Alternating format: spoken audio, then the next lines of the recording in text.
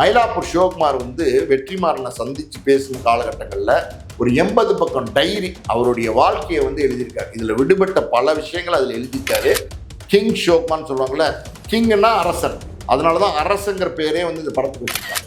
சின்ன வயசுலேயே, அதாவது ஒரு 12, 13, 14 வயசு இருக்கும்போதே பார்த்தீங்கன்னா கஞ்சா ஓட்டுறது, அந்த சின்ன சாராயம் விற்கிறது, இந்த மாதிரி சின்ன சின்ன வேலைகள்லாம் வந்து பண்ண ஆரம்பிக்கிறாரு. ஏன்னா 2019 மயிலாப்பூரில் ஒரு பொண்ணை வந்து உயிரோட கொடுக்கறதுக்கு சிவகுமார் ட்ரை பண்ணுறாரு பகையின் காரணமாக. வணக்கம், நான் உங்கள் பிரவீன் கேஎஸ். இந்த ஒரு இன்ட்ரெஸ்டிங்கான இன்டர்வியூவில் நம்ம கூட சினிமா விமர்சகர், ஆஸ்கர் மூவிஸ் தயாரிப்பாளர் நம்மளுடைய பாலாஜி பிரபு சார் தான் இருக்கார். சார் வணக்கம். வணக்கம். ரீசெண்டாக ரொம்ப இன்ட்ரெஸ்டிங்காக பயங்கர வைரலாக போனது என்னென்னா, நம்ம எல்லாரும் பயங்கரமாக எதிர்பார்த்துட்டு இருந்த அரசன் படத்தோடைய அந்த ப்ரோமோ. சார், இந்த ப்ரோமோ ரிலீஸ் ஆனதுக்கு அப்புறமாவே வந்து யாரோ மயிலாப்பூரில் சிவகுமார்னு ஒரு மிகப்பெரிய ஒரு ரவுடி இருந்தார், அவருடைய வாழ்க்கை வரலாறாக தான் இந்த கதை ரெடி ஆகுது, அவருக்கும் வெற்றிமாறனுக்கும் ஒரு நல்ல நட்பு இருந்ததெல்லாம் பேசிக்கிறாங்க. இது எந்த அளவுக்கு உண்மை அப்படின்றதெல்லாம் தெரியல. கண்டிப்பாக உங்களுக்கு நிறைய விஷயங்கள் தெரிஞ்சிருக்கும், அதனால் உங்ககிட்ட கேட்டு தெரிஞ்சுக்கலான்றதுக்காக சார் சொல்லுங்கள் சார். முதல்ல யாரோ மயிலாப்பூரில் சிவகுமார்னு சொல்கிறீங்க. அவர் வந்து பார்த்தீங்கன்னா மயிலாப்பூரே ஆண்ட ஒரு டான். அவர் வந்து எப்படி சொல்லுவாங்கன்னா கிங் சிவகுமார் அப்படின்வாங்க, டைகர் சிவகுமார் அப்படின்வாங்க. அந்த அளவுக்கு வந்து பெரிய ரவுடியாக இருந்திருக்காரு மயிலாப்பூரில். அவர் வந்து நீங்கள் யாரோ மயிலாப்பூர் ரவுடிங்கிறீங்க, கிடையாது. அவர் மிகப்பெரிய பிரபலமான ஒரு ரவுடியாக இருந்திருக்கிறாரு. இன்னொரு பக்கம் பார்த்தீங்கன்னா வெற்றிமாறனுக்கும் ரவுடி சிவகுமாருக்கும் எந்த நட்பும் கிடையாது. அதாவது வெற்றிமாறன் பொதுவாக படங்கள்லாம் பார்த்தீங்கன்னா அந்த படங்கள் எடுக்கிறதுக்கு முன்னாடி அந்த அந்த கதை சம்பந்தமாக யார்கிட்ட பேசணுமோ அவங்ககிட்ட பேசி விஷயங்களை திரட்டி தான் படத்தை எடுப்பார். அனலைஸ் பண்ணி தான் பல விஷயங்களை பண்ணுவார். இப்படி நீங்கள் வெற்றிமாறன் வந்து பார்த்தீங்கன்னா வட சென்னையில் வந்து மாலைக்கன் செல்வம்னு ஒரு ரவுடி, பிரபலமான ரவுடி. மயிலாப்பூர் சிவகுமாரோடலாம் பல பல பல மடங்கு பிரபலமான ஒரு ரவுடி. அவர் வந்து பார்த்தீங்கன்னா நார்த் மெட்ராஸில் அந்த ஹார்பர் இருக்கு பார்த்தீங்களா, அதே அவருடைய கண்ட்ரோல் வச்சிருந்தார். அந்த அளவுக்கு வந்து மிக பிரபலமான ரவுடி. அவர் பண்ணாத சம்பவமே கிடையாது. எத்தனையோ வழக்குகள் அவர் மேலே இருந்துச்சு. மாலைக்கன் செல்வம் அப்படின்னா சாயந்தரமான கண்ணு தெரியாது அப்படின்லாம் கிடையாது. அதாவது ஒரு கண்ணு மட்டும் அவருக்கு சரியா தெரியாது, அதனால மாலைக்கன் செல்வம்னு சொல்லுவாங்க. அதில் வந்து அந்த அந்த அந்த ஏரியா மக்களுக்கு ஏகப்பட்ட நல்ல விஷயங்கள் செஞ்சுருக்காரு. திருமணத்துக்கு, படிப்புக்கு, இல்லை இறந்து போயிட்டாங்க, என்ன பிரச்சனைனாலும் வந்து பல விதமான உதவிகளை அந்த ஏரியா மக்களுக்கு செஞ்சுருக்காரு. அந்த ஏரியாவில் வந்து சாதாரணமான ஆளாக தான் நடந்து வருவார். ஆள் பார்க்க வந்து எப்படி சொல்கிறது, 4 அடி தான் இருப்பார். ஆனால் பெரிய ரவுடி, பயங்கரமான ஆள், அசால்ட்டாக வந்து சம்பவம் செய்யக்கூடிய ஒரு ஆள். ஆனால் ஒரு காலகட்டத்துக்கு அப்புறம் பசங்க கேட்டுக்கிட்டாங்கன்னு, அவருடைய பிள்ளைங்க கேட்டுக்கிட்டாங்கன்னு அவர் வந்து ரவுடிசமே விட்டு திருந்தி வாழ்ந்தார். ஒரு மத போதகராக இருந்து கடைசியில் வந்து இயற்கை மரணம் தான் அடைஞ்சார். ஸோ அப்படிப்பட்ட மாலைக்கன் செல்வத்தை வந்து பல வருடங்களுக்கு முன்னாடி வெற்றிமாறன் சந்தித்து இன்டர்வியூ எடுத்தார். அவர்கிட்ட வந்து விஷயங்களை கேட்டு தெரிஞ்சுக்கிட்டார். அதாவது வட சென்னை பண்ணார் இல்லையா, அந்த வட சென்னைக்கு தேவைப்பட்டது அது எப்படி அந்த ரவுடிஸ்லாம் இருப்பாங்க, எப்படி அவங்க வந்து பிஹேவியர் இருக்கும், அவங்களுடைய நடைமுறை எப்படி இருக்கும், அவங்க பேசுகிற வழக்கு எப்படி இருக்கும், அவங்க என்ன மாதிரி வந்து செயல்படுவாங்க, ஒருத்தர் அட்டாக் பண்ண வந்தால் அவங்க வந்து எப்படி எதிர்ப்பு பண்ணுவாங்க, இது எல்லா விஷயங்களையும், அவங்க சாப்பிட்றதுலேருந்து, அவங்க பேசுகிற வழக்குலேருந்து, அவங்களுடைய உடைகள்லேருந்து எல்லாத்தையுமே கேட்டு தெரிஞ்சு தான் வந்து வட சென்னை படமே பண்ணார். அவர் சொன்ன மாலைக்கன் செல்வத்தோட படம் கிடையாது வட சென்னை. ஆனால் வந்து அந்த அவர் ரவுடிகிட்ட கேட்ட பல விஷயங்களை வந்து வட சென்னைக்குள்ளே வச்சிருக்காரு. அந்த வட சென்னை படம் அவ்வளோ சக்ஸஸ்ஃபுல் ஆனதுக்கு காரணமே நேரடியாக வந்து ரவுடிகிட்ட கேட்டு தெரிஞ்ச அனுபவங்களை படத்தில் வந்து எடுத்ததுனால தான் அது பெரிய வெற்றி அடைஞ்சிச்சு. இன்னொரு பக்கம் பார்த்தீங்கன்னா நம்ம பொல்லாதவன் படம் பார்த்துருப்பீங்க, அதில் கிஷோர் கேரக்டர் வந்து செல்வம். கிஷோர் கேரக்டர் யாருன்னா அந்த மாலைக்கன் செல்வத்தோட கேரக்டர் தான் கிஷோர் கேரக்டரா வச்சிருப்பாரு. கிஷோர் கேரக்டர் வந்து பாத்தீங்கன்னா பொல்லாதவன் கேரக்டர் வந்து மாலைக்கன் செல்வத்தோட கேரக்டர் தான். ஸோ இப்படி வந்து ஒரு படத்தை எடுக்கணும் அப்படின்னா அதில் கொஞ்சம் ரிசர்ச்லாம் பண்ணி ஒரு ரியலிஸ்டிக்காக இருக்கணும் அப்படின்னு நினைப்பார் வெற்றிமாறனை பொறுத்த வரைக்கும் எடுத்தோம் கவுத்தோம் சும்மா மேலோட்டமாக எடுத்தோம் அப்படிங்கிற மாதிரி ஆள் கிடையாது.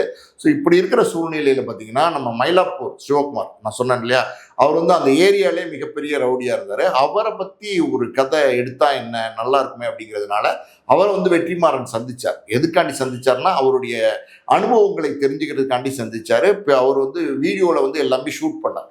மாலைக்கன் செல்வத்தை வந்து பேட்டி எடுக்கும்போது வீடியோவில் ஷூட் பண்ணார். வெற்றிமாறன் வந்து மயிலாப்பூர் சிவகுமாரை சந்தித்து அவருடைய அனுபவங்களை அவருடைய வாழ்க்கையை பற்றி கேட்டு தெரிஞ்சுக்கும் போதும் வீடியோவில் ஷூட் பண்ணார். ஸோ இது வந்து அவருடைய நண்பர் கிடையாது, அதன் மூலமாக அவருக்கு பழக்கமாச்சு. மயிலாப்பூர் சிவகுமார் வந்து ரொம்ப பழக்கமானார். மயிலாப்பூர் சிவகுமார் கிட்ட பேட்டியெல்லாம் எடுத்து முடிச்சுட்டு வெற்றிமாறன் கிளம்பும் போது மயிலாப்பூர் சிவகுமார் கேட்டிருக்காரு, இந்த மாதிரி வந்து இந்த படத்துல யாரை நடிக்க வைக்க போறீங்க அப்படின்னு கேட்டிருக்காரு வெற்றிமாறன். உங்க சாய்ஸ் யாரா இருக்கும் அப்படின்னு கேட்டிருக்காரு. யாரு வந்து வெற்றிமாறன் சிவகுமார் சொல்லியிருக்காரு, என்னோட சாய்ஸ் வந்து தனுஷ் அப்படின்னு இருக்காரு. இந்த ப்ரொமோவை பார்த்தீங்கன்னா உங்களுக்கு வந்து நெல்சன் வந்து சிம்புட்ட கேட்டுப்பாரு, இந்த படத்துல யாரை நடிக்க வைக்கலாம் அப்படின்னும் போது தனுஷை நடிக்க வைங்க அப்படின்னு சொல்லிட்டு போவார்ல. ஸோ அதெல்லாம் தான். ஸோ இப்போ இந்த சிவகுமார் யார் அப்படிங்கிறத நம்ம டீட்டெயிலாக பார்க்கணும் அப்படின்னா காஞ்சிபுரம் மாவட்டம் ஈசிஆர்ல இருக்க அந்த இடம் சூனாம்பேட்டுங்கிற இடம், அங்கதான் அவர் பிறந்தாரு. 10 வயசுலேயே பார்த்தீங்கன்னா மயிலாப்பூர்ல இந்த ஷெல்டர்புரம்னு ஒன்று இருக்கு. சிட்டி சென்டர் எல்லாருக்குமே தெரியும்.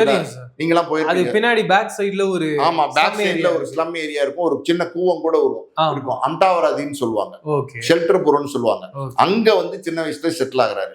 சின்ன வயசுலேயே அதாவது ஒரு 12, 13, 14 வயசு இருக்கும்போதே பார்த்தீங்கன்னா கஞ்சா ஓட்டுறது, அந்த சின்ன சாராயம் விற்கிறது, இந்த மாதிரி சின்ன சின்ன வேலைகள்லாம் வந்து பண்ண ஆரம்பிக்கிறாரு. அந்த காலகட்டத்திலே வந்து போலீஸ் வந்து அவர் அரெஸ்ட் பண்ணுறாங்க. அரெஸ்ட் பண்ணி மயிலாப்பூர் போலீஸ் ஸ்டேஷனில் வச்சு, இனிமே நான் வந்து இந்த மாதிரி சாராயம் ஓட்ட மாட்டேன், கஞ்சா விற்க மாட்டேன் அப்படின்னு ஸ்லைட்டில் எழுதி போட்டு அதை அவர் கழுத்தில் தொங்க விட்டு ஒரு நாள் போலீஸ் ஸ்டேஷன்லாம் முழுசாக நின்றுருக்கார் இந்த சிவகுமார். ஆனால் வளர வளர வளர பார்த்தீங்கன்னா பெரிய ரவுடியாக மாறிட்டார். அந்த மயிலாப்பூர் ஏரியாலேயே வந்து ரொம்ப பெரிய செல்வாக்கான ஒரு ரவுடியாக வந்து அவர் மாறுறாரு. இதுக்கு முக்கியமான காரணம் என்ன அப்படின்னா, வீரமணி இருக்கார் இல்லையா, நம்ம அயோத்திக்குப்பம் வீரமணி, நீங்க கேள்விப்பட்டு அவர் அந்த ஏரியால அவர் டான், அயோத்திக்குப்பம் ஏரியால அவர் ரொம்ப செல்வாக்கு படைச்ச ஒரு முக்கியமான ரவுடியா இருந்தாரு சென்னை சிட்டில. அவருடைய ரைட் ஹேண்டா சிவகுமார் இருந்தார். வளர வளர ரைட் ஹேண்டா மாற ஆரம்பிக்கிறாரு. சிவகுமார் இருக்கிற இந்த காலகட்டத்தில் ரைட் ஹேண்டா இருக்கிற இந்த காலகட்டத்தில் பார்த்தீங்கன்னா ட்ரிப்ளிகேன் ஏரியாவில் வந்து 2 பேர் ரொம்ப பிரபலமாக இருந்தாங்க. ஒருத்தர் தோட்டம் சேகர், அதாவது பார்டர் தோட்டம் சேகர்னு சொல்லுவாங்க. பார்டர் தோட்டம் சேகரை பற்றி சொல்லணும் அப்படின்னா, அவர் வந்து எப்படி சொல்லுது, இவர் எப்படி சொல்லுது, நம்ம செல்வம் இருக்கார் இல்லையா, மாலைக்கன் செல்வம், அவரை மாதிரி இவரும் ஷார்ட்டாக இருப்பார். இவர் வந்து அந்த ஏரியா இருக்கிற பெண்கள்கிட்ட அந்த கிழவிங்கிட்ட எல்லாம் ஜாலியாக பேசுறது, ஜாலியாக சிரிக்கிறது, யதார்த்தமாக இருப்பார். ஒரு ரவுடி மாதிரியே இருக்க மாட்டார். இன்னொரு பக்கம் பார்த்தீங்கன்னா கானா பாட்டு பாடுவார். அங்கே கோயில் திருவிழாலாம் நடக்கும் இல்லையா, அந்த கோயில் திருவிழாலாம் வந்து பார்த்தீங்கன்னா தோட்டம் சேகர் வந்து பிரமாதமாக கானா பாட்டு பாடுவார். பல பாட்டுகள் வந்து தேவா போட்டார்ல பிற்காலத்தில், அவர் பாடின பாடல்களை வந்து பல பாட்டுகள் வந்து தேவா போட்டார். ஸோ அந்த மாதிரி கானா பாட்டு பாடுறதுக்கு எக்ஸ்பர்ட்டு, எல்லாத்துலேயும் நல்லா பழகுவார். ஆனால் ரொம்ப பிரபலம், ரொம்ப செல்வாக்காக இருந்தார். அன்னைக்கு வந்து ஆளுங்கட்சியாக இருந்தவங்களோட முதலமைச்சர் வரைக்கும் செல்வாக்காக இருந்தார் இவர் தோட்டம் சேகருக்கு எதிர்ப்பாக பார்த்தீங்கன்னா மார்க்கெட் முரளின்னு ஒருத்தர் இருந்தார். 2 பேரும் ட்ரிப்ளிகேன்ல இருந்தாங்க. இந்த மார்க்கெட் முரளி வந்து பார்த்தீங்கன்னா நம்ம அயோத்திக்குப்பம் வீரமணிக்கு ரொம்ப க்ளோஸ். எப்படி வந்து அயோத்திக்குப்பம் வீரமணிக்கு சிவகுமார் ரொம்ப க்ளோஸோ, அதே மாதிரி மார்க்கெட் முரளி ரொம்ப க்ளோஸு. இப்போ இந்த தோட்டம் சேகருக்கு வந்து பார்த்தீங்கன்னா சீட்டு கொடுக்குறாங்க எலெக்ஷனில் நிற்கிறதுக்கு. ஸோ இது இந்த மார்க்கெட் முரளிக்கு பிடிக்கல. மார்க்கெட் முரளியும் பார்த்தீங்கன்னா பிரபலமாக வரணும்னு ஆசைப்படுறாரு. இவருக்கு சீட்டு கொடுத்துட்டாங்க, நமக்கு கிடைக்கல. இன்னொன்னு இவர் போய் சொல்றாரு, யார்கிட்ட, அயோத்திக்குப்பம் வீரமணிட்டு சொல்றாரு, அண்ணன் எனக்கு கொடுப்பாங்கன்னு சீட்டு நினைச்சேன், ஆனா வந்து அவருக்கு கொடுத்துட்டாங்க இது சேகருக்கு, நான் என்ன பண்றது பாருங்கண்ணே, எனக்கு தொடர்ந்து வந்து எனக்கு எதிரியாவே இருந்துட்டு இருக்காருண்ணே அப்படின்னு சொல்லும்போது அயோத்திக்குப்பம் வீரமணி தான் வந்து ஸ்கெட்ச் போட்டு கொடுக்குறாரு. யார? தோட்டம் சேகரை முடிக்கிறது. தோட்டம் சேகரை முடிக்கிறதுக்கு ஸ்கெட்ச் போட்டு கொடுத்து 2002ல் 12 பேர் வந்து போறாங்க. யார் யார் போறாங்கன்னா, இதுல வந்து முக்கியமான ஆளா யார் இருக்காருன்னா மார்க்கெட் முரளி இருக்காரு. இன்னொரு பக்கம் பார்த்தீங்கன்னா கடைசி ஆளா 12வது ஆளா வந்து சிவகுமார் போறாரு, மயிலாப்பூர் சிவகுமார். இவங்கெல்லாம் போறாங்க. ஒரு லேபுக்கு வந்து தோட்டம் சேகர் வராரு. அங்க பாத்தீங்கன்னா அவர் எதிர்பார்க்காத போது போய் டக்குன்னு உள்ள புந்து அட்டாக் பண்றாங்க, பயங்கரமா அட்டாக் பண்றாங்க, முடிச்சிடறாங்க. தோட்டம் சேகரை முடிச்சிடறாங்க. அந்த ட்ரிப்ளிகேன் ஏரியாவே பயங்கர பதட்டம் ஆயிடுச்சு. எனக்கு நேரடியாவே தெரியும். எப்படின்னா, அந்த சம்பவம் நடந்த அன்னைக்கு பாத்தீங்கன்னா அந்த ட்ரிப்ளிகேன் ஏரியால நான் ஒரு கடையில டீ குடிச்சிட்டு இருந்தேன் ஃப்ரெண்ட்ஸோட. நம்ம வீடு ராயப்பேட்டையில தான். அதனால டீ குடிச்சிட்டு இருந்தேன். டீ குடிக்கும்போது பாத்தீங்கன்னா கடையெல்லாம் மூடுங்கன்னு ஒரே பதட்டமா இருந்துச்சு அந்த ஏரியாவே. இன்னும் திடீர்னு இவ்வளோ பரபரப்பாக பதட்டமாக இருக்காங்களே, என்னாச்சு அப்படின்னு விசாரிக்கும் போது சேகரை போட்டாங்க அப்படின்னாங்க. அப்போ வந்து தான் தெரிஞ்சுது சேகர்னு ஒரு ரவுடி இவ்வளோ பிரபலமாக அங்கே இருக்கிறாரு அப்படிங்கிறது. அது வந்து பெரிய லெவலில் அது வந்து அந்த இடத்துல பெரிய கலைவரமாச்சு, பெரிய சிக்கல் பண்ணுச்சு. இந்த இந்த இந்த சேகரை வந்து கொலை பண்ணும்போது அவருடைய 3வது மனைவி, அவங்க பேர் வந்து மலர்கொடி, அவங்க ஒரு வழக்கறிஞராக பின்னாடி ப்ராக்டிஸ் பண்ணாங்க. அந்த மலர்கொடி வந்து ஒரு 2 பிள்ளைங்க இருக்கு சேகருக்கு. ஒருத்தர் வந்து பார்த்தீங்கன்னா அழகுராஜா, அவருக்கு அப்போ அந்த சேகரை போடும்போது 2002ல் 2 வயசு. இன்னொரு குழந்தை இருக்கு, 2வது குழந்தை, அது 6 மாத குழந்தை. இந்த மலர்கொடி என்ன பண்ணுறாங்கன்னா, சாப்பாடு ஊட்டும் போது, பால் கொடுக்கும்போது, எல்லா நேரங்கள்லையும் பார்த்தீங்கன்னா உங்கள் அப்பாவை கொண்டவனை நீ கொல்லணும், உங்கள் அப்பாவை கொண்ட 12 பேரையும் நீங்கள் கொல்லணும், உங்கள் அப்பாவை கொண்ட 12 பேரையும் நீ பழி வாங்கணும், உங்கள் அப்பாவை கொண்டோன்னே நீங்கள் சும்மா விடக்கூடாது அப்படின்னு சொல்லி ஊட்டி ஊட்டி வளர்க்குறாங்க. இதுவே பொதுவே பார்த்தீங்கன்னா இது ரவுடி சைக்காலஜி. எப்படின்னா ஒரு ரவுடியை வந்து ஒருத்தர் போட்டாங்கன்னா நீங்கள் பல நேரங்களில் பார்த்துப்பீங்க, அவங்க குடும்பத்தில் வந்து வளர்ந்து அவன் பையனோ இல்லை வந்து அவங்க அண்ணன் தம்பிகளோ யாராவது வந்து பிற்காலத்தில் ஒரு 10 வருஷம் 20 வருஷம் கழிச்சு கூட பழி தீர்த்துவாங்க. உள்ளுக்குள்ளேயே கனவு வச்சிருப்பாங்க, அது நேரம் கிடைக்கும் போது பழி தீர்த்துவாங்க. இப்படிதான் வந்து நடக்கும், பல இடங்கள்ல நடக்கிற ஒரு சாதாரணமான விஷயம்தான். ஸோ இப்படி வந்து அந்த பையனை வந்து வளர்க்குறாங்க, உங்க அப்பாவை கொண்டோன்னு போடணும் அப்படின்னு வளர்க்குறாங்க. இது ஒரு பக்கம். இப்போ என்ன ஆகுதுன்னா 2003 நம்ம அயோத்தி குப்பம் வீரமணியை வந்து என்கவுண்டர் பண்ணி கொண்டுறாங்க. அயோத்தி குப்பம் வீரமணியை என்கவுண்டர் பண்ணி கொண்டுறாங்க. அதுக்கு காரணம் எப்படின்னா அன்னைக்கு வந்து கவர்மெண்ட்டுக்கு நெருக்கமா இருந்த தோட்டம் சேகர அயோத்தி குப்பம் வீரமணி தான் போட சொன்னார் அப்படிங்கிறதுனால அயோத்தி குப்பம் வீரமணியை என்கவுண்டர் பண்ணி கொண்டுறாங்க. ஸோ அங்கே அயோத்தி குப்பத்தில் ஒரு பெரிய ஆளுமே இல்லாமல் போகுது. ஸோ இங்கே வந்து நீங்கள் பார்த்தீங்கன்னா நம்ம சிவகுமார் இருக்கார் இல்லையா, அவர் வந்து ஜெயிலேருந்து வெளில வர்றாரு 2003க்கு அப்புறம். அயோத்தி குப்பம் வீரமணியை போட்டதுக்கப்புறம் ஜெயிலேருந்து வெளில வராரு. அதே வந்து ஷெல்டர்புரம் அண்டாராதிக்கு அவருடைய ஏரியா மயிலாப்பூருக்கு வராரு. அங்கே வரும்போது இன்னொருத்தர் வந்து ரொம்ப பிரபலமாக இருக்கார். யாருன்னா பெரிய மகேஷ்னு ஒருத்தர். அவர் வந்து ஒரு பெரிய ரவுடியாக இருக்கார் அந்த ஏரியாவில் மயிலாப்பூரில். அந்த இந்த காலகட்டங்களில் இவர் பிரபலமாயிறார். இந்த ஏரியாவில் இவர் மயிலாப்பூர் சிவகுமார் இல்லைன்னும் போது இவர் பெரிய ரவுடியா மாறிறார், பெரிய அந்த ஏரியாவில் ஒரு ஆளுமையான ஆளாக மாறிடுறாரு. ஸோ சிவகுமார் அதே ஏரியாவுக்கு வந்ததுக்கு அப்புறம் என்னன்னா 2 பேருக்கும் முட்டிக்குது. சிவகுமார் அங்கே பெரிய மகேஷ் 2 பேருக்கும் அப்பப்போ சண்டை. இவர் ஒன்று செய்யறது, அவர் ஒன்று தட்டி கேட்கறது, அவர் ஒன்று செய்யறது, இவர் ஒன்று தட்டி கேட்கறது, இப்படி ரவுடிக்குள்ள மோதல் வந்துருச்சு. அதனால என்ன பண்றாங்கன்னா பெரிய மகேஷ் வந்து பிளான் பண்ணி கொடுக்குறாரு. அவர் மச்சனை, அவர் வந்து பில்லா சுரேஷ், அவர்கிட்ட வந்து சொல்றாரு முடிச்சு விட்டுரு, யார சிவகுமாரை முடிச்சு விட்டுரு அப்படின்னோடனே பில்லா சுரேஷ் கூட 2 பேர் பார்த்தீங்கன்னா ஒரு எங்கேயோ ஒரு இடத்துல வந்து தனியாக சிக்கிறாரு சிவகுமார். மூஞ்சிலே வெட்டுறாங்க, மூஞ்சிலே வெட்டி கழுத்து அறுத்து கூவத்தில் போட்டு அண்ணன் முடிச்சிட்டோன்னே செத்துட்டான் அப்படின்னு சொல்லிட்டு இங்கே மயிலாப்பூருக்கு வராங்க. ஆனால் அவர் பொழைச்சிக்கிறார். அங்கதான் வந்து பெரிய ட்விஸ்ட். பொழைச்சிக்கிறாரு. பொழைச்சி ஹாஸ்பிட்டலில் இருந்து ட்ரீட்மெண்ட் முடிஞ்சு மறுபடியும் அதே வந்து ஷெல்டர்புரத்துக்கு வராரு, மயிலாப்பூருக்கு வராரு. வந்த அன்னைக்கே பார்த்தீங்கன்னா அந்த ஏரியாலாம் நீங்கள் பார்த்தீங்கன்னா எல்லா வீடும் ஓட்டு வீடாக இருக்கும். இப்போ கூட அப்படி தான் இருக்குது. கிட்டத்தட்ட பார்த்தீங்கன்னா பல வீடு வந்து ஓட்டு வீடாக தான் இருக்கும். இந்த ஓட்டை பிரிச்சுட்டு வீட்டுக்குள்ளே இறங்கி வந்து அந்த பில்லா சுரேஷ் யார் பெரிய மகேஷனுடைய மச்சனனை வந்து போடுறாரு. போட்டுட்டு கூட 2 பேர் வந்தாங்க இல்லையா, அவங்க அதே ஏரியாவில் தான் இருக்காங்க. அவங்கள விரட்டி கொள்ற, அதாவது அந்த ஏரியாவே தெரிக்கிற மாதிரி, ஏரியாவே வேடிக்கை பார்க்குற மாதிரி விரட்டி கொள்றாரு. இதுக்கப்புறம் என்ன ஆகுதுன்னா நமக்கு ஆபத்து, நம்ம உயிருக்கு ஆபத்துன்னு இந்த மகேஷ் பெரிய மகேஷ் வந்து இங்கிருந்து காலி பண்ணி தலைமறைவாக வாழ ஆரம்பிச்சிடுறாரு. இப்போ மயிலாப்பூர் சிவகுமாரோட செல்வாக்கு வந்து பெரிய லெவலில் வந்து மயிலாப்பூரில் பெரிய ஆளாகிறாரு. அங்கே ஒரு கோவில் கட்டி கொடுக்குறாரு, முத்துமாரியம்மன் கோயில்னு ஒரு கோயில். அந்த கோயிலில் இப்போ கூட வந்து சமீபத்தில் பார்த்தீங்கன்னா ஏதோ ஒரு யூடியூப் சேனலில் வந்து இந்த படம் எடுக்கிறாங்க அப்படின்னோடனே மயிலாப்பூர் சிவகுமார் எப்படி அப்படின்னு போய் கேட்குறாங்க. அந்த மக்கள்லாம் சொல்கிறாங்க எங்கள் அண்ணன், என் பையன், என் தம்பி, இப்படி எல்லாருமே உறவு கொண்டாடுறாங்க. அந்த அளவுக்கு அந்த ஏரியாவில் உள்ள எல்லாருக்குமே பலவிதமான உதவிகள் செஞ்சுருக்காரு. இது வந்து ரவுடி சைக்காலஜி. என்னன்னா அந்த ஒரு இடத்துல இருக்காங்களா, ஒரு குப்பத்தில் இருப்பாங்க, அந்த இடத்துல பார்த்தீங்கன்னா அந்த மக்களுக்கு எல்லா உதவியும் செய்வாங்க. ஏன்னா அவங்க வந்து படிக்கிறதுக்கு, கல்யாணத்துக்கு, இறந்து போயிட்டா, இல்லை அவங்களுக்கு ஏதாவது பிரச்சனை எதுனாலும் என்னன்னா போய் வந்து முன்னு நின்று செய்வாங்க, தட்டி கேட்பாங்க. காரணம் என்ன அப்படின்னா அந்த ஏரியாவில் தான் அவங்க இருப்பாங்க ரவுடிங்க. அவங்கள வந்து போலீஸ் தேடுறதோ இல்லை வேற யாராவது வந்து அவங்கள வந்து கொல்றதுக்கோ இல்லை ஏதோ ஸ்கெட்ச் போட்டு வராங்க அப்படின்னா இவங்க யாருமே காமிச்சு கொடுக்க மாட்டாங்க. இவங்க எங்கே இருக்காங்கன்னு யாருமே கண்டுபிடிக்காத அளவுக்கு தலைமறைவாக வச்சுப்பாங்க, பாதுகாப்பாக வச்சுப்பாங்க. ஸோ இதனால் இந்த மாதிரி நிறைய உதவிகள் வந்து செஞ்சுருக்கிறாரு நம்ம மயிலாப்பூர் சிவகுமார். ஸோ அந்த ஏரியாவில் பெரிய செல்வாக்காக வளர்ந்துட்டாரு. இது வந்து தலைமறைவாக இருக்கிற பெரிய மகேஷ்க்கு வந்து மனசுக்குள்ள ஒரு எப்படி சொல்கிறது, எப்படியாவது ஒரு தீட்டு கட்டணும் அப்படிங்கிற ஒரு எண்ணத்திலே வந்து இருக்காரு. ஸோ இப்போ தான் என்ன பண்ணுறாருன்னா இவர் வந்து வேற ஒரு குரூப்பை வந்து பிளான் பண்ணி அனுப்புகிறார். எங்கே அனுப்புகிறாருன்னா நம்ம சிவகுமாரை வந்து கொல்றதுக்கு, தீட்டு கட்டுறதுக்கு.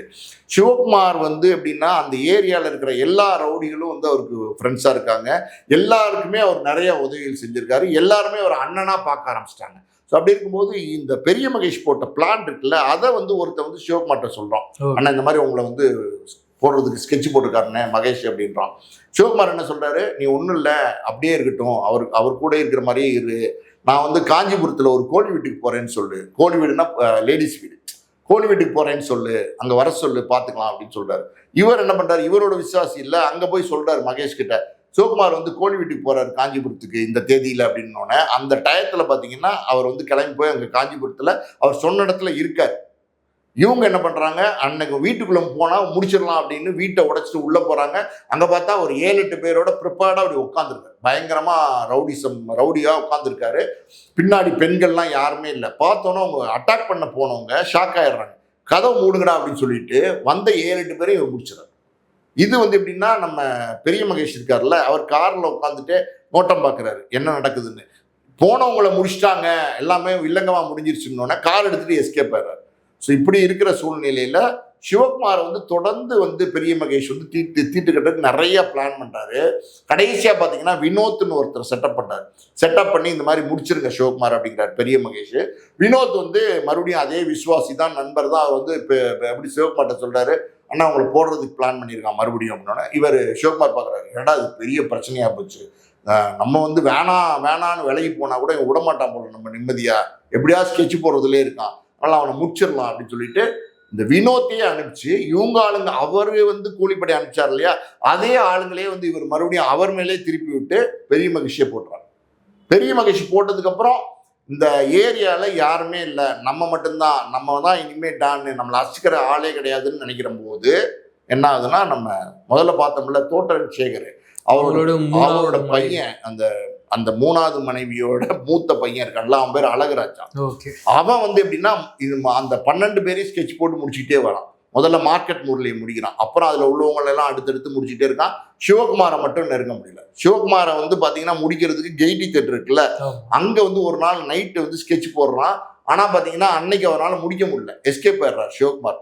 தொடர்ந்து வந்து எப்படியாவது பண்ணிடணும், சிவகுமாரை சம்பவம் பண்ணிடணும்னு வந்து வெறிய அலைஞ்சிக்கிட்டே இருக்கான். யாருமே வந்து போடுறதுக்கு ரெடியா இல்லை. ஆள் வந்து உள்ள வந்து போடணும், ஒரு கேங் வரணும். சிவகுமாருக்கு எல்லாருமே நண்பர்களா இருக்கிறதுனால, நான் சொன்ன மாதிரி எல்லாருமே விசுவாசியா இருக்கிறதுனால யாருமே வந்து சிவகுமாரை போடுறதுக்கு முன் வர மாட்டேங்கிறாங்க. ஆனா முயற்சி பண்ணிட்டே இருக்கான் அழகுராஜ் தான். இன்னொரு பக்கம் நீங்க பாத்தீங்கன்னா இந்த மீன் டைம்ல வந்து சிவகுமாருக்கு வந்து ஒரு காதல் உருவாகுது. சூர்யான்னு ஒரு பொண்ணை, அதே மயிலாப்பூர் ஏரியாவை சேர்ந்த பொண்ணை ரொம்ப வருஷமா லவ் பண்ணிட்டு வராரு. அந்த பெண் வந்து இவங்ககிட்ட கேட்குறாங்க, என்ன நீங்கள் திருமணம் செஞ்சுக்குங்க அப்படிங்கிறாங்க. இவர் சொல்றாரு, இல்லை என்னோட வாழ்க்கை வந்து ரவுடி வாழ்க்கை, எப்போ வேணாலும் என்னுடைய வாழ்க்கைக்கு எந்த ஆபத்து வேணாலும் வரலாம், லைஃப் த்ரெட் இருக்கு, அதனால கல்யாணம் வேண்டாம் அப்படிங்கிற மாதிரி சொல்றாரு. ஆனால் அந்த பெண் சூர்யா என்ன சொல்றாங்கன்னா, நான் பரவாயில்ல, நான் வந்து ரவுடி மனைவியா வந்து அதாவது நீங்கள் செத்தா கூட பரவாயில்ல, நான் ரவுடி மனைவி, உங்க மனைவி, சிவகுமார் மனைவி அப்படின்ற வாழ்றது நான் பெருமையா நினைக்கிறேன், நீங்க கல்யாணம் பண்ணிக்கங்க ரொம்ப கட்டாயப்படுத்துறாங்க. இப்போ வந்து சாந்தோம்ல வந்து 2018 கல்யாணம் கிராண்டா நடக்குது. அன்னைக்கு இருந்த முக்கியமான அரசியல்வாதிகள், முக்கியமான போலீஸ் ஆஃபீஸர்ஸ், முக்கியமான விஐபிஸ் எல்லாமே இந்த கல்யாணத்தில் கலந்துக்கிறாங்க. இந்த நேரத்தில் தான் வெற்றிமாறன் இவருடைய கதையெல்லாம் கேட்டு தெரிஞ்சுக்கிட்டு இருக்காரு. ஸோ வெற்றிமாறனுமே இந்த கல்யாணத்தில் போறாரு, வெற்றிமாறனுமே இந்த கல்யாணத்தில் கலந்துக்கிறாரு, அவரோட ஃபோட்டோஸ்லாம் எடுத்திருக்கிறாரு. ஸோ இப்படி கல்யாணம் முடிஞ்சதுக்கு அப்புறம் பார்த்தீங்கன்னா 2019 மயிலாப்பூர்ல ஒரு பொண்ணை வந்து உயிரோட கொடுத்துறதுக்கு சிவகுமார் ட்ரை பண்றாரு பகையின் காரணமா. அந்த கேஸ்ல மறுபடியும் வந்து சிக்கி ஜெயிலுக்கு போயிறாரு. 2-3 வருஷம் குண்டர் சட்டத்தில் போட்டுறாங்க. 2021 ஜெயில இருந்து வராரு. 2-3 வருஷமா ஜெயில இருந்ததுனால கொஞ்சம் பணப்பற்றாக்குறை, அதாவது வந்து இப்போ பொருளாதார ரீதியாக வந்து பணமெல்லாம் அவருக்கு தேவைப்படுது. 2-3 வருஷம் ஜெயிலில் இருந்தாலே உங்களுக்கு பார்த்தீங்கன்னா கூட இருக்கிறவங்க அப்படி இப்படி கலைஞ்சு போயிருப்பாங்க. உங்கள் கூட இருக்கிறவங்க அவன் வேற ஏதாவது பக்கம் ரவுடிசம் பண்ணிக்கிட்டு இருப்பான். அந்த மாதிரி இருக்கிற சூழ்நிலையில் ஒரு பணம் ஒரு 10 லட்சம் வந்து ஒரு வழக்கறிஞர்கிட்ட கொடுத்து வச்சிருக்காரு, ஒரு அட்வொகேட் கிட்ட. அது எங்கே அப்படின்னா அசோக் நகரில் போஸ்டல் காலனின்னு ஒரு ஏரியா இருக்கு. அதுல 2வது குறுக்கு தெருன்னு ஒரு தெரு இருக்கு, ரொம்ப சின்ன தெரு. அந்த இடத்துல போய் வாங்குறதுக்கு இவர் வந்து அந்த பணத்தை வந்து கொடுங்க எனக்கு வேணும்னு சொல்லி அந்த அட்வொகேட் ஃபோன் பண்ணி சொல்லிட்டு இவர் வந்து கிளம்புறாரு. எப்போ கிளம்புறாருன்னா, அவர் இறந்த நாள் என்னன்னா 2021 மார்ச் மாதம் 4ஆம் தேதி இரவு வந்து ஒரு 8 மணிக்கு அங்கே போய் சேர்றாரு வழக்கறிஞர் வீட்டுக்கு. அங்கே வந்து அவர்கிட்ட பேசிட்டு கன் எப்போவுமே கையில் வச்சிருப்பாரு, எப்போவுமே கண்ணு கையில் வச்சிருப்பாரு. அன்னைக்கும் கண்ணு கையில் வச்சிருக்காரு. ஆனால் நம்ம இந்த அழகுராஜா இருக்கார் இல்லையா, நான் ஏற்கனவே சொன்னேன்ல, அந்த மலர்கொடி சேகருடைய பையன், ஆமா, அந்த பையன் என்ன பண்றான், இந்த சந்தர்ப்பம் யூஸ் பண்றான். அவனுக்கு துப்பு கிடைக்குது, இந்த மாதிரி ஒரு இடத்துக்கு போறாரு, இது இப்போ கரெக்டாக முடிச்சிடலாம் அப்படின்னும் போது லோக்கல்ல யாருமே இது வந்து கூட சப்போர்ட் பண்ண மாட்டேங்கிறாங்கன்னும் போது மதுரையிலேருந்து பாலான்னு ஒரு ரவுடியை வந்து இறக்குறாரு. இறக்கி எல்லாரும் கேங்கை வந்து டக்குன்னு பைக்கில் போகிறாங்க. அந்த அட்வொகேட் வீட்டுக்கு முன்னாடி வண்டியை நிறுத்துறாங்க. ஃபர்ஸ்ட் ஃப்ளோரில் இருக்கு. கடன்னு படி ஏறி போகிறாங்க. நேராக உள்ளே போனோன்னா சிவகுமார் இது எதிர்பார்க்கவே இல்லை, கன் எடுக்கிறதுக்கு ட்ரை பண்ணுறாரு. அந்த டைம் கூட அவங்க கொடுக்கல, வெட்டுறாங்க. டக்குன்னு அதாவது மாறி வெட்டுறாங்க. அதாவது 24 இடத்துல முகத்தில் வெட்டு. ஒரு இடம் 2 இல்லை 24 இடத்துல முகத்தில் விட்டு நான் கேள்விப்பட்டேன். அந்த கிரைம் ரிப்போர்ட்டர்ஸ்லாம் சொன்னது என்னன்னா, இந்த முகம் இருக்கு பார்த்தீங்களா, அதுவே இல்லையா சிவகுமார். முடிச்சாச்சு அப்படின்னு தெரிஞ்சதுக்கப்புறம் அங்கேருந்து கிளம்பி எஸ்கேப் ஆகிறாங்க. கள்ளக்குறிச்சி கோர்ட்டில் போய் சரண்டர் ஆகிறாங்க. யார் யார் சரண்டாங்க அப்படின்னா, இந்த அழகராஜாங்கிறவர் சரண்டர் ஆகிறார். அவர் கூட வந்து பாலாஜின்னு ஒருத்தவர், மயிலாப்பூர் பாண்டியன் ஒருத்தவர், அப்புறம் செனாய் நகர்லேருந்து ஒருத்தவர், ரோஹித் ராஜா அப்படின்னு ஒருத்தர், அதுக்கப்புறம் பார்த்தீங்கன்னா ட்ரிப்ளிகேனில் விஷ்ணுன்னு ஒரு ரவுடி அவன், அப்புறம் இந்த பாலா, மதுரையிலேருந்து பாலா, எல்லாருமே வந்து சரண்டர் ஆகிறாங்க. காரணம் என்ன, ஏன் வெட்டினீங்கன்னு நீதிபதி கேட்குறாங்க. எங்கள் அப்பாவை கொன்னாரு, நான் பழி வாங்கினேன். கேஸ் முடிஞ்சிருச்சா? அதாவது வந்து ஒரு கத்தி எடுத்தவன் கத்தியால் தான் சாவான் அப்படிங்கிற மாதிரி கிட்டத்தட்ட பார்த்தீங்கன்னா பல வருஷத்துக்கு முன்னாடியே 2003 பெரிய மகேஷனுடைய மச்சான் வந்து பில்லா சுரேஷ் வந்து முகத்திலே அறுப்பு போட்டார், வெட்டி போட்டார். ஆனால் அப்பா பொழைச்சிக்கிட்டு யாரை கொன்னாரோ, அதாவது அந்த தோட்டம் சேகரை கொன்னாரோ அவரோட பையன் வந்து அன்னைக்கு 2 வயசு, 20 வருஷம் கழிச்சு 21 வயசுல அவன் வந்து பழி வாங்கி அவங்க கையாலே வந்து சிவகுமார் இறந்து போறார். இதுல இருந்து என்னன்னா, கத்தி எடுத்தவன் கத்தியால தான் சாவான் அப்படின்னு ஒரு பழமொழி இருக்குல்ல, அது வந்து 100% உண்மை. பயங்கரமான ஒரு பிரபலமான ரவுடியா இருந்தாரு. பட் என்னதான் நீங்க பிரபலமான ரவுடியா இருந்தாலும், என்னதான் நீங்க பாதுகாப்பா இருந்தாலும், ஏதாவது ஒரு டயத்துல வந்து நீங்க அசால்ட்டா வந்து உங்களை மீறி வந்து கவனக்குறைவா இருந்துருவீங்க. அப்படிதான் வந்து சிவகுமார் இறந்து போயிட்டார். சிவகுமாரை வந்து இன்னைக்கு நீங்க அந்த ஏரியாவில் போய் பார்த்தீங்கன்னா பெரிதளவில் வந்து ஒரு தெய்வம் மாதிரி கொண்டாடுறாங்க. எல்லார் வீட்லேயும் வந்து சிவகுமாரோட ஃபோட்டோ வந்து மாட்டி இன்னைக்கும் வந்து மாலை மாட்டி கும்பிடுறாங்க. அந்த அளவுக்கு அந்த ஏரியாவில் வந்து ஒரு செல்வாக்கான ஆளாக இருந்திருக்காரு. அவரோட படத்தை தான் வந்து இப்போ வந்து அரசன் எடுக்கிறாங்க. நீங்க இந்த படத்தினுடைய டைட்டிலுக்கும் இதுக்குமே ஒரு கனெக்ஷன் இருக்கு. நீங்க பாத்தீங்கன்னா, நான் சொன்னேன்ல டைகர் சிவகுமார், கிங் சிவகுமார்னு சொல்லுவாங்கல்ல, கிங்னா அரசன், அதனாலதான் அரசங்கிற பேரே வந்து இந்த படத்துக்கு வச்சிருக்காங்க. ஓகே, அப்ப இந்த படத்துல வந்து சிவகுமார்ன்ற பேர்ல தான் சிலம்பரசன் வரதுக்கான வாய்ப்பு இருக்குமா சார்? சிவகுமார் கேரக்டர் தான் சிலம்பரசன் நடிக்கிறாரு. நீங்க எப்படி இது உறுதியா நான் சொல்றேன் அப்படின்னா, கோர்ட்ல வந்து நீதிபதி கேட்பாங்க, ஒரே நைட்ல 3 கொலை பண்ணிட்டேன்னு சொல்றாங்களே அப்படின்னு சொல்லுவாங்கல்ல, அப்போ அவர் சொல்லுவார் பாருங்க சிலம்பரசன், அதாவது நான் வந்து அன்னைக்கு வந்து அந்த இடத்துல இல்ல, பிரபாகரன் படத்துக்கு போயிருந்தேன்னு சொல்லுவார்ல. அந்த 3 கொலை அப்படின்னா, முதல்ல அந்த 3 கொலை பண்ணப்பதான் ரொம்ப பிரபலமானார். அந்த பில்லா சுரேஷ் கூட 2 பேர் 3 பேரை கொன்னதுனாலதான் ரொம்ப பிரபலமானார். அதை தான் வந்து அந்த படத்துல கனெக்ட் பண்ணியிருக்காங்க. இன்னொரு பக்கம் பாத்தீங்கன்னா, வெற்றிமாறன் வந்து இவர் பேட்டி எடுக்கும்போது ஷூட் பண்ணார்ல, நெல்சன் வந்து பாருங்க சிலம்பரசனை வந்து ஷூட் பண்ற மாதிரி, அதாவது வீடியோ எடுக்கிறாரு, என்ன சொல்றாருன்னு.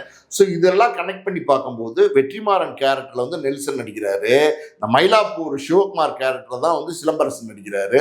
இந்த கேரக்டர்ல வந்து முதல்ல வந்து தனுஷை தான் நடிக்க வைக்கணும்னு ஆசைப்பட்டாரு. ஆனா இமீடியட்டா தனுஷோட சேர்ந்து பண்ண முடியாம இருக்கிறதுனால சிம்புவோட பண்ணலாம் அப்படின்னு முடிவு பண்ணிட்டார். சிம்புவுமே நல்லா பண்ணுவார். காரணம் என்னன்னா, பல வருஷத்துக்கு முன்னாடி தொட்டி ஜெயான்னு ஒரு படம் வந்துச்சு, அசால்ட்டா பண்ணிருப்பாரு. அந்த நேரத்துல பாத்தீங்கன்னா சிம்புக்கு வந்து ஒரு பெரிய பேர். அந்த நேரத்துல தனுஷ் எல்லாம் பெரிய நடிகரே கிடையாது, ஆனா சிம்பு பெரிய பேர் எடுத்தார் அந்த படத்துல. இந்த படத்துல நிச்சயமா வந்து சிம்பு வந்து பல வருடங்களா வந்து சரியான தீனி கிடைக்காம இருக்காரு. இந்த படத்துல வெற்றிமாறனுடைய படத்துல வெற்றிமாறன் சிம்பு அனிருத்தனும் போது இந்த காம்பினேஷனே வேற மாதிரி இருக்கும். நிச்சயமா அது சக்சஸ் படமா இருக்கும். இன்னொரு முக்கியமான விஷயம் இதுல என்ன அப்படின்னா, மயிலாப்பூர் சிவகுமார் வந்து வெற்றிமாறனை சந்திச்சு பேசின காலகட்டங்கள்ல ஒரு 80 பக்கம் டைரி அவருடைய வாழ்க்கையை வந்து எழுதியிருக்காரு. இதுல விடுபட்ட பல விஷயங்கள் அதுல எழுதியிருக்காரு. அதை வந்து வெற்றிமாறன் கொடுத்திருக்காரு. இந்த டைரியை நீங்க படிங்க, இன்னும் பல விஷயங்கள் இருக்கு, இதுல உள்ள விஷயங்களை கூட நீங்க பயன்படுத்திங்க அப்படின்னு சொல்லி கொடுத்திருக்காரு. ஸோ அந்த டைரிக்குள்ள என்னென்ன இருக்கு அப்படிங்கிறது யாருக்கும் தெரியாது. இந்த மயிலாப்பூர் சிவகுமார் யாருன்னா இதுதான் கதைன்னு எல்லாருக்கும் தெரியும். ஆனா அதுக்குள்ள என்னென்ன ரகசியங்கள் புகஞ்சிருக்குங்கிறது இருக்கு இல்லையா, அது வந்து டாப் சீக்ரெட்டா இருக்கு. ஸோ அதையெல்லாம் பயன்படுத்தினான்னு வச்சுங்களேன், படம் வந்து அதிரி புதிரியான வெற்றி படமா அமையும். நிறைய இன்ட்ரெஸ்டிங்கான விஷயங்கள் நீங்க சொன்னீங்க சார். ரொம்ப நன்றி. மீண்டும் சந்திப்போம். நன்றி.